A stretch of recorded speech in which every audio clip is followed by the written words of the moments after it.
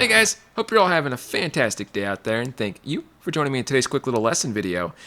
In today's lesson, I'm going to talk to you all about guitar harmony, all right? And more specifically, lead guitar harmony. So I'm talking like, harmonizing arpeggios or harmonizing scales or licks or cool ideas at home by yourself or with others, okay?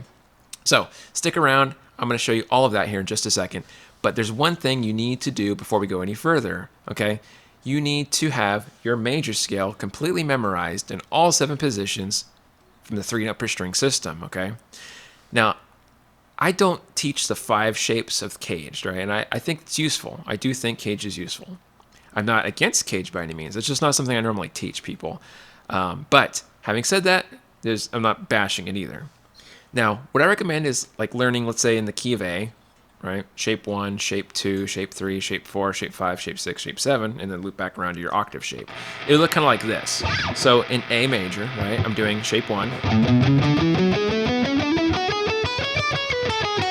Descending. Shape 2, still A major.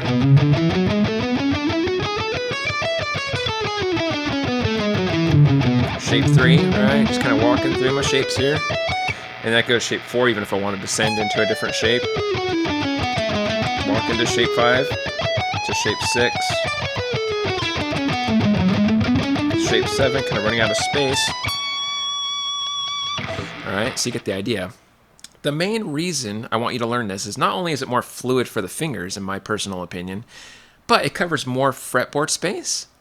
And also, there's a little trick to the harmonizing process if you use these shapes, which I'll get into in a minute, like I said.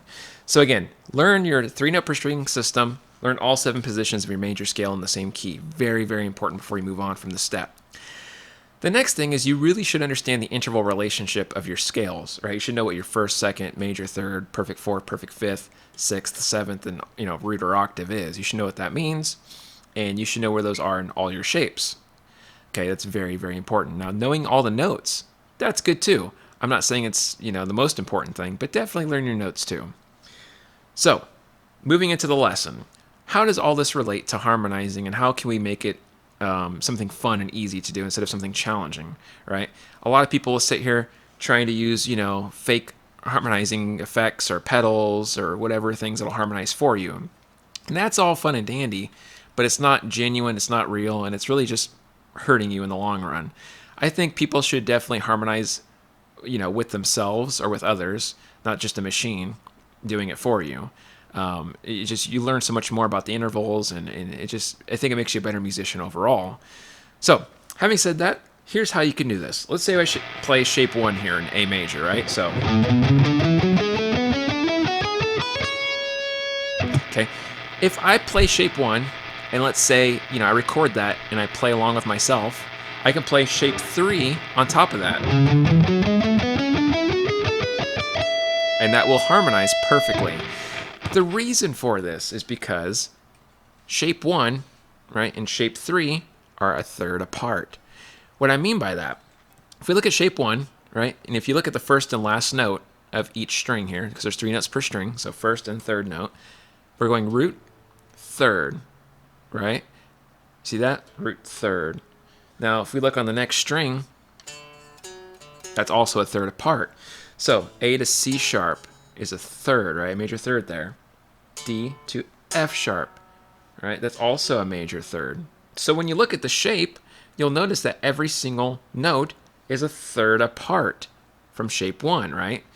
Kind of funny how that works. So if I play even something simple, right, inside the shape, and I go, that will harmonize perfectly if I play it in shape 3, right, using the strings provided, okay? Right, that would work perfectly because I'm using, again, shape 1 and the third shape up from shape 1.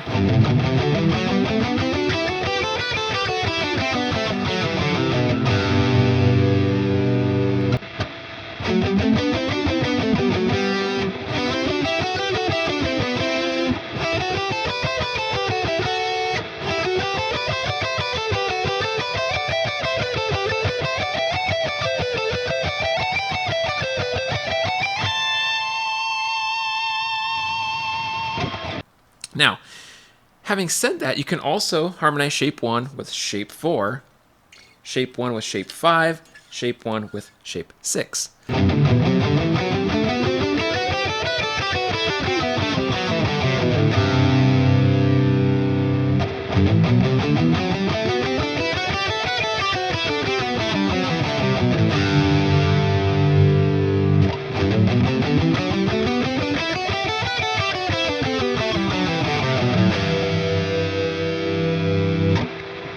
So those are the main ones, right? Your thirds, fourths, fifths, and sixths. I would not use seventh or seconds. It's just too close together, and it's going to create a lot of tension. It doesn't really resolve anywhere. It's just going to sound ugly and dissonant.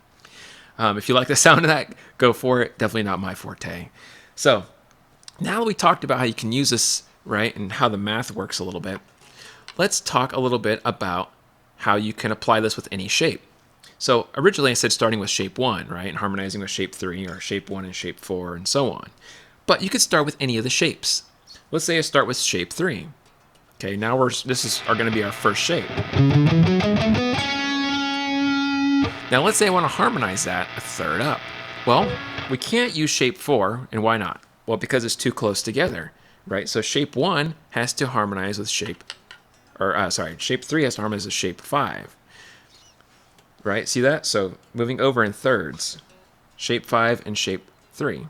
Those work perfectly together. Now you could harmonize in fourths, right? And that'd be playing shape 6 essentially with shape 3. Okay, now it feels kind of weird to do because, again, you're skipping shape 4, skipping shape 5, going to shape 6, right? And you could do this with any of the order, but you have to map it out just right. So whatever shape becomes your shape 1, like shape 3, for instance, is my root shape right now. That now becomes my shape 1. So shape 2, shape 3, shape 4, you can think in your head apart. So that is one way you can make use of these different string positions and shapes. So this can be done in any key in any order, so long as you understand where all 7 positions lie and how they interact with each other, right? This is a really, really helpful thing, and it's helped me out a lot over the years recording. If you've heard any of my original songs, all of the harmonies are recorded manually. I do them all myself. I don't believe in using machines, like I said, to do that for me. So that's all good and dandy when you're playing within shapes, right? It's a lot easier that way. But let's say you make a lick first, but you're not sure how to harmonize it because you didn't plan out what shape you were playing. Well, that happens a lot to me, actually. So let's say I'm playing something like... Okay, now, what we could do to harmonize, look up a third.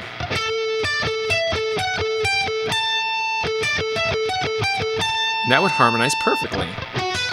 Because if you look up, those are harmonized perfectly a third apart from each other.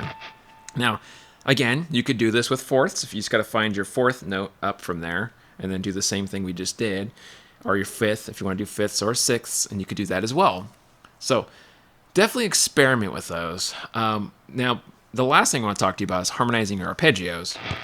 You should know all 3 positions of your big bar chord shapes, right, for your arpeggios. Let's say I'm doing in minor. Let's say A minor, okay? Shape 1, sorry, sloppy.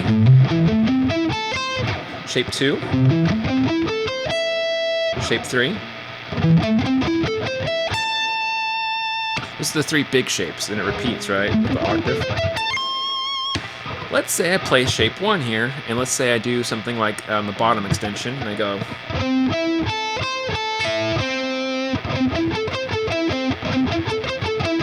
Right? I could play the next shape on those 3 strings.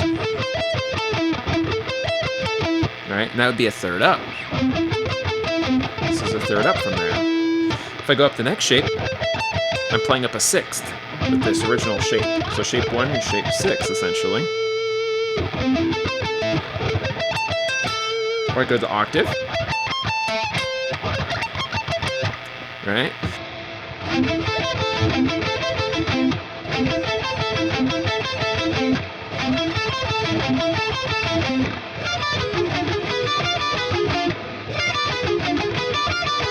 So definitely cool stuff. You can also do this with your diminished 7th arpeggios. Let's say I'm doing a diminished 7th arpeggio here. Well, if I move up 3 frets, right, 1, 2, 3, the minor third up, that'll work perfectly. Okay. If I go 3 more frets up, I'm playing a 6th up from that first one. So if I go and I move up over here, that'd be a sixth harmony with that. You can also connect the diminished seventh arpeggios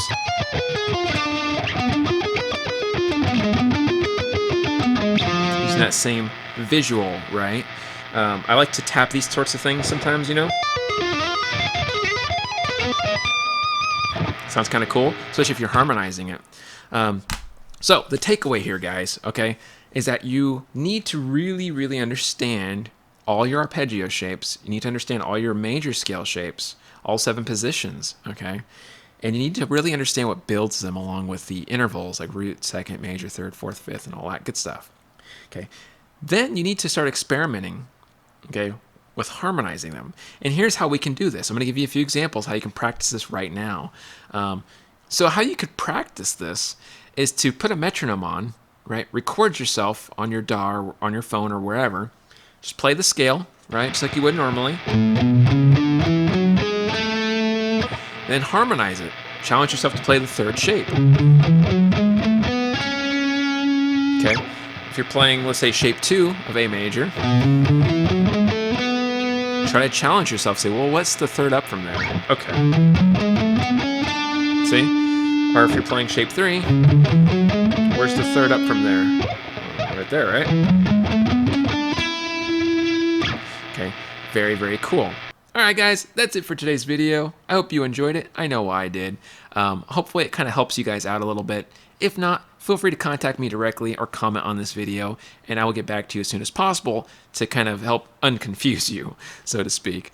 Again, you just got to work it slow, work your major scale, work your arpeggio shapes, really understand the thirds, fourths, fifths, sixths interval relationship, and just practice, man. It's really just practice and consistency. Please leave a like and a comment.